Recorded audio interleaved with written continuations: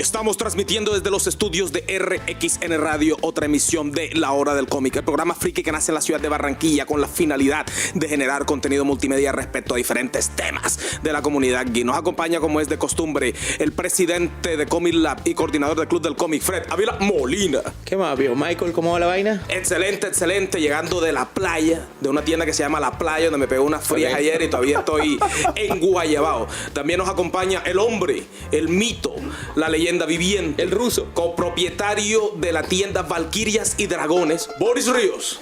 ¿Qué onda, Michael? ¿Cómo anda la película? Aquí un poquitín enfermo, pero bueno, cumpliendo con el programa. No te preocupes, que la voz tuya es rara, enfermo, no, ronco, como sea, eso es una vaina que intimida. También nos acompaña el conocedor intergaláctico y el nuevo, Duniel Cotes. Bueno, se supone que el nuevo ahora es Gabriel, pero... No, Gabriel, pero tú eres el nuevo siempre. No, pero ya uno... El primíparo ya me dejaron el remoquete. Sí, ya uno se acostumbra a verte a ti como el nuevo, entonces es difícil cambiar en la mentalidad.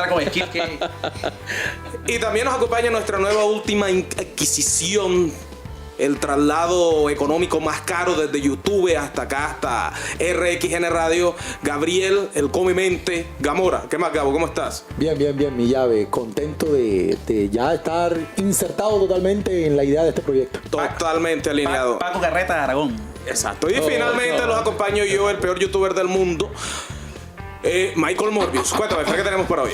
Bueno, hoy tenemos un programa muy especial porque se cumplen 30 años de aniversario del primer número de Hellblazer. Correcto. Este es un título muy importante en la historia de los cómics. Actualmente y casi desde sus inicios pertenece al sello Vértigo de DC Comics y muchos autores muy importantes han pasado por allí en sus guiones, ilustradores también muy talentosos. Hoy vamos a estar hablando sobre este título que incluye personajes tan importantes en los cómics como John Constantine, entre otros. Quisiera empezar esta discusión con la intervención de nuestro amigo Boris, que siempre hace una muy buena recapitulación de los inicios históricos y todo esto. Me gustaría que tú empezaras y nos ayudaras acerca de esto. Ok, el personaje aparece por primera vez en las páginas de la saga de Swamp Thing, en el año 85, si mal no estoy, número 37. Que es una de las grandes sagas, no voy a decir solo que de Swamp Thing, sino de la historia del cómic. Correcto, es como una especie de prólogo. La primera aparición, en su momento, el señor Alan Moore, que era quien estaba escribiendo de la saga de Swamp Thing, bueno, y el título Swamp Thing, con el señor Stephen Bissett, si no me equivoco. Ellos, cuando crean al personaje, lo visualizan o le dan la apariencia física del señor Sting, claro, del cantante de Police, que era como básicamente la forma en la que ellos lo veían. Lo veían como un tipo inglés de origen obrero, que de hecho Sting era un tipo de origen obrero, y bueno, que es básicamente uno como del trasfondo social de alguna manera de este personaje. Ya desde las páginas del cómic de Swamp Thing ya vemos, ya está planteada la personalidad del señor John Constantine. Es un tipo arrogante, es un tipo sarcástico, maquiavélico totalmente. De hecho, maquiavélico en el sentido correcto de la palabra. Sí, ¿no? claro, por supuesto. Un tipo que utiliza que los medios no importan en tanto llegue a la finalidad deseada. Que el resto de escritores que han tomado, si bien han enriquecido, han respetado sus características, haciéndolo, bueno, un personaje carismático, porque es un personaje pues muy imperfecto, si vale el correcto, el muy con imperfecto juntos. Fácil identificarse con él porque muchas de las reacciones y cosas del personaje, a pesar de que uno obviamente no lleva ese tipo de vida de él ni ha tenido las experiencias de él, son como naturales, no claro. Son la reacción que tendría Batman o qué sé yo, o Superman ante algo. Son lo que llaman relatables, que uno puede identificarse. Correcto, es como fácil identificarse. Ya en el año 88, justamente por eso como los 30 años, aparece el primer número de ya John Constantine protagonizando su cómic, que es de Hellblazer. Como mencionó Boris anteriormente, en el año 88, precisamente en el mes de enero, hace 30 años, sñalió su título que pertenecía a DC. Ya no era correcto, Vértigo, Vértigo todavía no existía. Claro. Jamie Delano, por ejemplo, me atrevo a decir a manera personal que el primer número de Hellblazer para mí es uno de los mejores. La primera saga. Bueno, el número 1 es el Hellblazer. La primera grapa. Esa saga de pecado original. Para mí es una de las mejores número 1 que se ha hecho. O sea, está en mi top 10 de números 1, está entre los 3 primeros mejores inicios de cómic. Esta es una historia de verdad que de una te engancha, Jamie Delano entra con todas, de una te define al personaje nuevamente, respeta la esencia de la saga de Swamp Correcto, Thing. inteligentemente, él cuando escribe el número, si tú no habías leído Swamp Thing no había problema. No había problema. O sea, no Pero necesitaba esa continúa. introducción. Sí continúa porque Claro. en ese cómic Constantine llega de viaje. O sea, él viene de allá Correcto. de Luisiana, donde estaba él. Él viene de viaje y se encuentra con esta amenaza que es el demonio del hambre, ¿no? Y de verdad ese número 1 es espectacular. Y además de eso, se nota mucho que es un cómic también muy para el público inglés, para el inglés como tal, porque está muy marcado la política, ¿no? Ese antitacherismo muy Correcto. marcado, Sí, tiene un sabor muy punk por todos lados. no, y muy de izquierda y radical con respecto a la política. Cuando- Todo lo de derecha es malo, es muy radical con respecto a su política. O sea, es un cómic dirigido también a un público de ideología de izquierda, inclusive hasta de ideología anarquista también se puede decir. Yo diría que más anarquista. De hecho, cuando uno lee. Bueno, es que yo, aquí sí la nostalgia me juega. Cuando Norma editaba Hellblazer en español, Claro. un tomo que se llamaba Masa Crítica. Claro.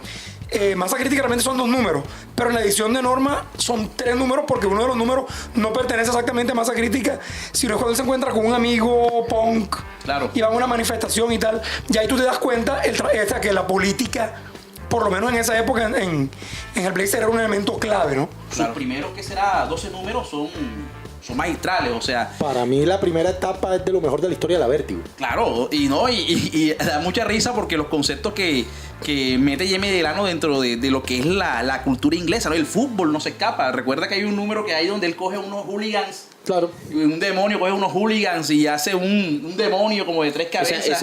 eso es en Newcastle. No, eso ocurre antes, Newcastle ocurre después, pero el Newcastle es Bueno, un bueno, misterio. de hecho, Newcastle es un Newcastle es MacGuffin. antes. Newcastle es como un MacGuffin con respecto a un misterio de qué ¿Qué fue lo que pasó en ¿Qué fue lo que Newcastle? pasó en Newcastle? ¿Qué Una de las cosas que atormentaba marcaron al Constantine? personaje. Claro. Ah, ok. Vale resaltar que Alan Moore no vuelve a tocar más el personaje. No. Después de Swamp Thing ya él no, sino que en el título del ya son diferentes autores. De por sí, en el intermedio, o sea, cuando Jamie Delano estaba realizando su cómic, por allá en los 20 aparecieron unas joyitas por ahí. Neil Gaiman con Dave McKean hace un excelente número único que se llama Abrázame, que es una 27. historia de fantasma y tal, Sí. bien conmovedora. Y Grant Morrison con David Lloyd, el dibujante de V de Vendetta, también tiene un cómic bastante chévere que es como empezar a amar la bomba o algo así, que también es bastante chévere. De hecho, Abrázame, Hold Me es un cómic característico porque vemos un John Constantine menos sarcástico y conmovido. Conmovido, correcto. Conmovido, claro. Más emocional. entonces, es particular. el arte de Dave McKean es hermoso. Claro. Evidentemente, una monstruosidad. eso no se cabe negar. Otro aporte que también hace Jamie Delano a la saga de Hellblazer. Que se nos olvidó tirar un dato. El nombre es Hellblazer realmente. El cómic no se iba a llamar No, Hellblazer. El cómic se iba a llamar era Hellraiser. Sí, pero tuvieron problemas de derechos Con la líos. película. Bueno, realmente no alcanzaron a tener problemas. Ellos, DC y sus abogados se prepararon. No, nos metemos en un lío, vamos a cambiar el nombre. Exacto. Ok. Bueno, habiendo hecho ese pequeño apunte, después Jamie Delano agrega un personaje que es muy importante para la saga de Hellblazer de Constantine, que es el famoso hombre de familia, que ya es un psicópata, ya es una amenaza más real, ¿no? Más mundana, pero bastante peligrosa. Es más, le hace un daño muy grande a Constantine en sus cuestiones personales. De por sí, el hombre de familia tiene como un crossover, no crossover con Sandman, porque él es el famoso asesino en serie Claro. que están esperando en la casa de muñecas. Correcto. Claro. En la Murdercom, en la O sea, convención, la convención de asesinos. Asesinos en Es serie. como la rockstar de la Exacto, convención. la figura de esa convención de asesinos en serie era el hombre de familia que no pudo asistir porque ya Constantine había hecho Spoiler. Lo propio. lo suyo, lo propio, exacto. Ok. Ya después de ahí entra un maestro haciendo escuela en Hellblazer. Inclusive muchas de sus ideas de Hellblazer él después las va a reencauchar en otras obras, que es el señor maestro Garenis. Y Garenis entra con toda. Él de entrada entra con Hábitos Peligrosos, Que de hecho es. considerada Claro. la mejor historia de Hellblazer. Inclusive es la que utilizan de base para la película, es la que utilizan O sea, un también. poquito. Sí, pero es la que- Alejándose full. Para la aberración, Pero no es- le llames película. para basura, para la para aberración. porquería. Para la Ahorita basura. lo Ahorita abordamos ese tema. Entonces Garenis empieza con, claro que ahí está dibujando William Simpson, loco, pobrecito él, ese man. Dibujo. Pero así será de bueno el cómic que el dibujo pasa a un segundo plano. Segundo plano. Que era una constante en muchos títulos Vértigo. Correcto. No es un mal, solamente es el Blazer. Eso lo pasó a Sandman. Claro, se priorizaba tanto el guión que se demostraba algo que muchos hemos defendido durante mucho tiempo, que el guión es la piedra angular de un buen cómic. Claro. El dibujo, por increíble que parezca, un arte que es secuencial, el dibujo termina pasando a un segundo plano cuando el guión está bien hecho. Exacto. Y, Sí, y claro. la trama de los hábitos peligrosos, ¿no? La famosa historia del cáncer, que el cáncer lo está acabando y lo que él hace en estos Para 5 o 6 librarse, números correcto. para librarse del cáncer es épico. Es más, José, ponte música épica en este momento porque de verdad cabe hacer mención, sí, porque este cómic de verdad lo que hace Constantine, hombre, es increíble, increíble. De por sí, Gareni sigue, y Gareni inclusive es más radical en sus historias políticas que el mismo Jamie Delano. Y ¿no? aparte lo hace un poco más sucio, más cabra, terrible. como dirían los españoles. O sea, es un cómic de un Constantine más, si vale la palabra, hijueputa. Sí, terrible. Hombre. O sea, más aterrizado, más psicótico. No, más extremo. Claro, la misma conclusión de su etapa, que es el cínico a puertas del Claro. infierno, es una maquiavelada, esa palabra no existe, yo me la inventé, pero no importa, pero tremenda. o sea, Neologismo. No,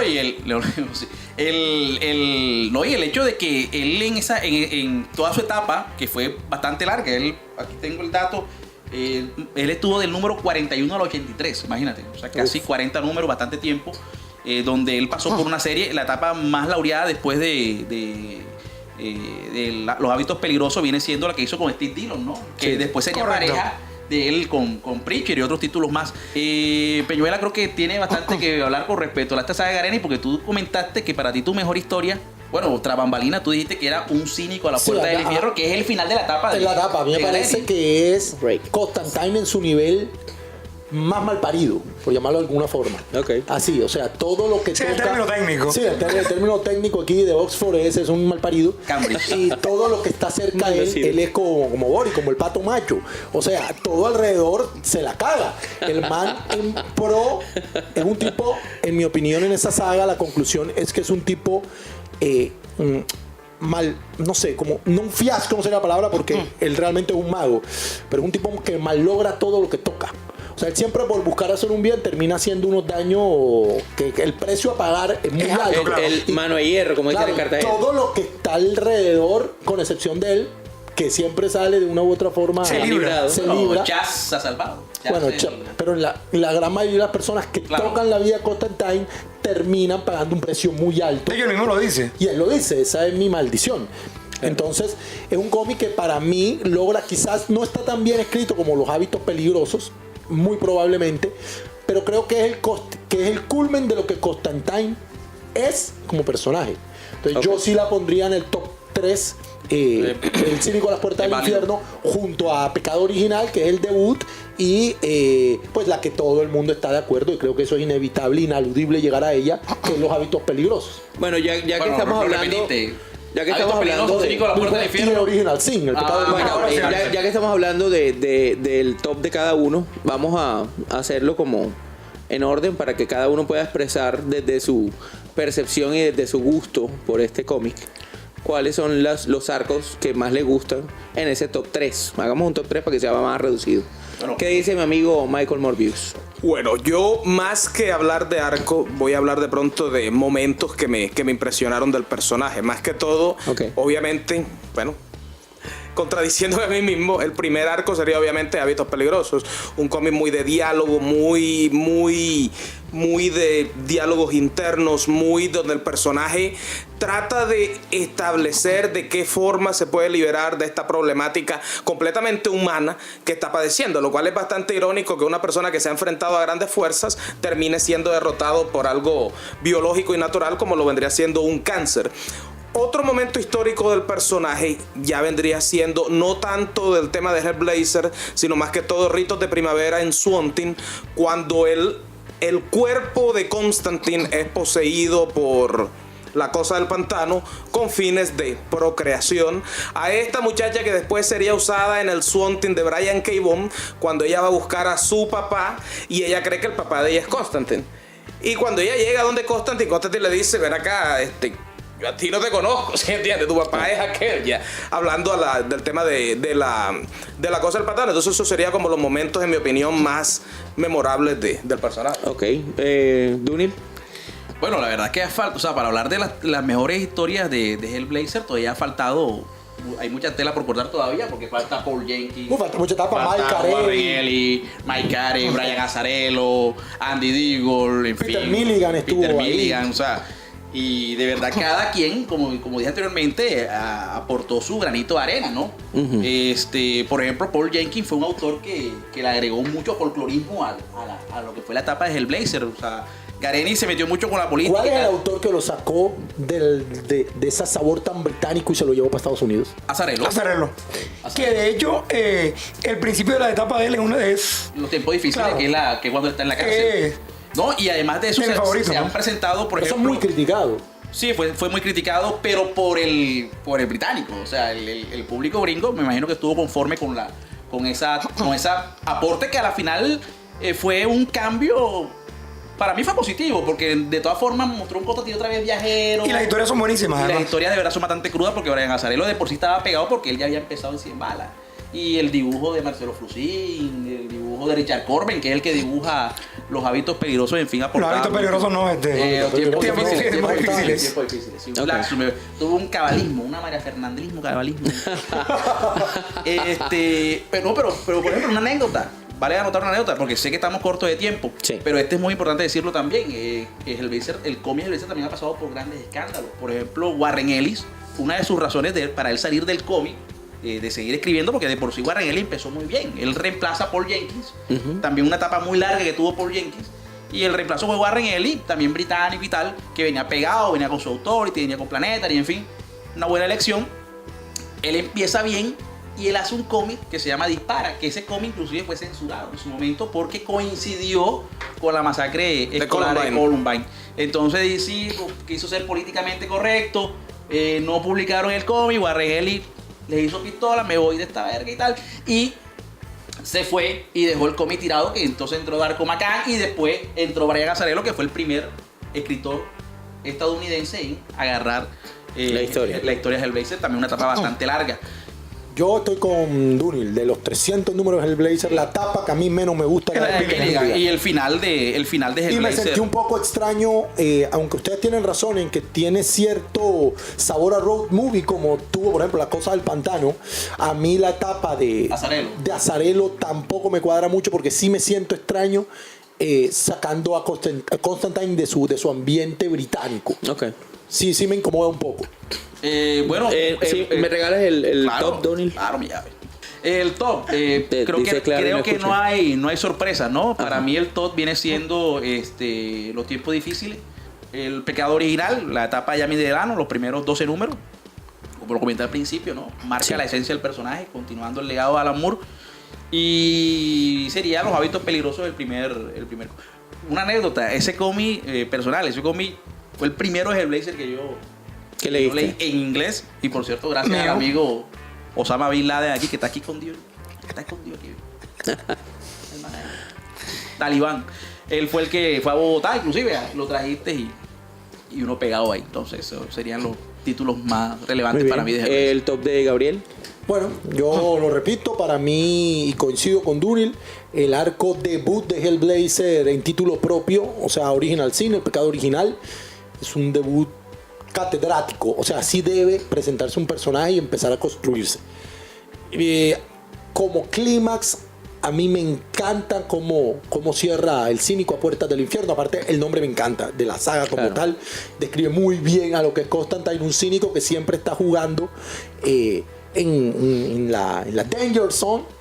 Así que el mismo título me encanta. Y finalmente, pues, yo creo que, repito, es inaludible que Los hábitos peligrosos, posiblemente la mejor historia escrita sobre Constantine, está en mi top 3. O sea, una respuesta cliché ya parece reina de Sí, belleza. pero correcto. la calidad no debe Claro. pegar. Es como molestarse porque Watchmen esté en un top. Sí, Exacto. Entonces, lo que es bueno, aunque le gusta a todo el mundo. Así es. Sí, si no es así es porque eres un hipster. Díselo a Morbo. Bueno, y Boris. Bueno, mi top básicamente es el mismo top de Dunil, ¿no? Ajá. Los primeros números de Delano, hábitos peligrosos y tiempos difíciles, yo voy a añadir un bonus. Pero ya es un bonus ya como... Porque yo soy fanático de la Romántico. música, que es Newcastle Calling, que es como parafraseando el London Calling de The Clash, que es escrito por Jason Aaron. Es un cómic donde, bueno, vemos otra vez la etapa de él, cuando él era músico de punk y toda la cosa. Membrana mucosa. Correcto, membrana mucosa. Entonces, de pronto por el lado de la música y esa saga en particular me gusta mucho. Bueno, y personajes del universo que acompañan a Constantine, señor que John. sean muy importantes en esta saga de Hellblazer. Bueno, la sobrina es vital. Total. Hellman, el taxista, porque Constantine no conduce, él no sabe conducir. Y bueno, él tiene una galería de villanos bastante... Creo que los villanos brillan más. Nergal, Rosa Carnis. Porque de hecho muchos de los que en un momento de la vida le aparecen terminan muriendo, entonces... Primero los caídos, sí, entonces... Y bueno, el gran antagonista. Papa Midnight. El gran antagonista Bueno, es hay primero otro- los caídos. Papa Midnight como personaje Papa Midnight. también es, y de hecho es uno de los más recurrentes, ¿no? No, él muere bueno, ya. Pero me refiero a los más recurrentes, ya va a dañar con mi velo, ¿eh?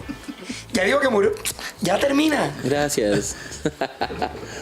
Bueno, Doctor o sea, Fate. de los personajes DC más recurrentes dentro del cómic Hellblazer, Satana, está posiblemente. Satana, está, por ejemplo, The Phantom Stranger, está Swamp Thing, por si nace ahí, políticos ingleses, todo es novista, que también son como unos demonios escondidos que controlan el reino, la misma Thatcher. la acusan. El término, bueno, que está muy ligado al punk también, de Dios salve a la reina, es recurrente también. Exacto. Como frase sarcástica. Y también hacen mucho énfasis también como que a esa lucha de clases que hay en Inglaterra, que sí la hay, o sea, la clase obrera Sí, la diferenciación. resentida con Correcto. esa clase Claro. alta que vive del apellido, de los la títulos, historia, de la familia, los la- títulos. La Entonces, tradición y tal, claro, o los sea, parajes. Hellblazer de por sí es un cómic que marca lo que es esa pauta política, ¿no? Originalmente de Alan Moore, ¿no? De su pensamiento político, que también recurrió en los posteriores escritores que siguieron hasta el número 300. Me gustaría ya cortar esta parte de Hellblazer y hablar de lo que se hizo después. O sea, eso Cuando que se cambia hizo... el nombre, porque Hellblazer no se acaba en el número 300. Simplemente empieza una nueva etapa del personaje, ya no el título llamado Hellblazer, Sino sino John como Constantine. cabecera su apellido, Constantine. Constantine. Es que tenemos 2 horas y media para que yo raje o... Tenemos unos 8 minutos. Bueno, ahórrenselo. No lo lean, ya, se lo resumí. No, pero ahora en Rebirth Claro, retomó el nombre de Hellblazer y parece ser que no lo he leído, pero por lo que he escuchado de los comentarios de las personas que han adquirido el título, parece que ha tratado de recobrar esa... Correcto. Gloria pasada. Claro, su identidad. su Y algo identidad. muy importante que Hellblazer como título está editado por SC Comics en En tomos por autor, autores, lo que hace claro. fácil leer También. y que aparte para nuestra ciudad es también fácil de conseguir porque es parte de la línea que vende Valkyria Valkyria de de Dragones, Dragones, claro. Sí, sí. Bueno, Ahora, yo les ahí- hago una pregunta. El mundo de Hellblazer explorado en otros medios. Estamos hablando cine, serie de televisión. Me gustaría que abordaran un poquito eso antes de Yo cerrar en la con el serie tema. no opino porque no me la he visto. ¿Quién de ustedes la ha visto? Sí, yo la serie la vi. Yo la vi. ¿Cuál es tu cancelaron, opinión, si mal no Tony, tú estoy. que leíste bastante? Lastimosamente la cancelaron. O sea, yo la serie la esperé. Pero lo que pasa es que la serie no comenzó bien. La serie me parece que la segunda mitad de la serie hay una subida de calidad. No, pero hay series y la que- cancelaron en un momento Bori, hay series que que lo dejaron a Un uno momento cumbre. Correcto. La retomaron con la cuestión animada, ¿no? Si no tengo entendido. Se Oye, supone que es en el el idea. Arrowverse, el personaje sí y tal. Pero la serie como tal No, la y en cancelaron. Liga de la Justicia Oscura, la serie animada, la voz de El de Matt Constant es Smith. la voz Sí, de la voz del actor, correcto. sí, O sea, correcto. el actor está como muy compenetrado o muy, No, o muy bueno. comprometido con el personaje. ¿Te gustó la serie, Dunel? Sí, a mí ¿Hasta me dónde encantó. viste? O sea, eso que dice Bori es cierto. O sea, la serie demoró en arrancar, pero es que hay otras series que nunca pegan. O sea, no, sí pegan, pero la primera temporada no se sabe cómo se tiene éxito. Y la primera Claro. temporada no arranca y ya arrancas en la segunda. Bueno, eso pasó con Gotham, por ejemplo. Como con Gotham, exacto. En cambio, aquí fueron los 3-4 primeros episodios que no son malos, pero sí eran como lenticos y tales. Pero después la serie coge rumbo y de Claro. verdad Bueno, no entiendo. la Y cara retrata bien opuesta el personaje. es la Y- cara opuesta de la moneda de la película. No. Porque la película coge al personaje y lo arrastra en el lodo, lo pisotea y te deja un final con moraleja. Un final de Constantine con moraleja. Cuando es un tipo que todo lo que hace es una canallada en pro de un bien, lo que tú quieras. Pero, y eso, ese es supuesto, porque dentro del mismo cómic siempre plantean algunos personajes secundarios que Constantine lo único que hace es aprovecharse de todo para su bien. Los cambios del personaje son muy crueles, ¿no? Claro, son muy duros. y tú no puedes Keanu aprender una Reeves, lección. americano, En Los Ángeles. O sea, en ellos Los hicieron Ángeles. Pelo negro. cualquier barbaridad. No, no, Y el final de la un película. personaje muy visual. El final de la película escrito por Rafael Pombo, con moraleja, no me jodas. sí, o sea, aprendiendo la lección Constantine. Una empanada cachaca ahí con toda la de la ley, con buen Puro arroz. arroz. Con buen arroz. Terrible. Bueno, y ya explorando otro aspecto de la visión del personaje y del cómic, ¿qué también le ha ido al cómic en materia de ventas, en materia de lectores, críticos? Bueno, Es un cómic de culto. Sí, Hellblazer tuvo la buena suerte de que arrancó con toda. Ojo, no era un hitazo, Ok. pero sí tenía un número de ventas que lo mantenía saludable y evidentemente también unos seguidores fieles que por los 300 números y especiales y todo, porque Hellblazer también salía, o sea, un momento que fue también sobreexplotado, también llegó un Los libros de la magia. tenía tanta fama, Claro. el personaje que salía en Sandman como personaje invitado, los libros de la magia, de por sí él era mentor de Timothy Hunter. Él es el mentor de Pero esa miniserie es muy buena. No, la miniserie y la serie el también. título. El título El título es una también muy maravilla. Él salía, por ejemplo, Jamie Delano escribió El Horrorista. O sea, multitud de miniseries que se pueden encontrar además de los títulos de Hellblazer. Y crossovers de los personajes con otros. Bueno, por ejemplo, con los de la Liga y la Justicia y esto. Sí, en algún momento ha aparecido. Lo que pasa es que es un personaje muy recurrente. Claro. Pero siempre en DC se han encargado de decirte que él se conoce con estos tipos. Básicamente lo dejan como ahí. Están, pero es otra cosa aparte. O sea, por Correcto. eso digo, o sea, es como un universo de bolsillo lo que viene siendo La parte mágica. la parte mágica de, sobre todo la del título de Hellblazer. ¿Alguien aquí vio la película animada? Justice League Dark, sí, yo la vi, Justice League, claro. Se parece a lo... Bueno, no se parece, pero toma como la idea de lo que hizo Peter Milligan en el primer arco documental. Lo que pasa es que ellos acá, bueno, yo entiendo, cuando hacen estas películas animadas, para que sean comerciales, tuvieron que meter a Batman. Sí, claro. Y la cuestión es como más física, más Ya que superheroica. mencionaste a Peter Milligan, en el cómic hay un crossover con un personaje que él escribió en los 90, con Shade. Claro, Correcto. cambiante. Correcto. Cambiante, hay un crossover ahí con Shade. Oye, que muy bueno el cómic actual, hablando de Shade como puntito. Pero ahora El cómic una- de- es- de ok. John Animal, hay un nuevo Sí. título de Shade como que Ahora, muy ahora bueno. una niña, Changing Girl, creo que es ahora. Correcto, ahora no es una Changing mujer. Girl, le cambiaron género. Muy bien, bueno, creo que ha sido un muy buen recorrido Oye, faltó. por la historia de Hellblazer. Seguramente faltó mucho por hablar y por supuesto que hay muchas más historias que merecen ser revisadas, que merecen ser nombradas, pero pienso que hasta este momento hemos hecho un muy buen recorrido de estos 30 años bastante largos y bastante productivos, fructíferos en materia de historias buenas, de autores, de artistas. Entonces nos vamos con música. Esto es RXN Radio, rock en todos los tonos.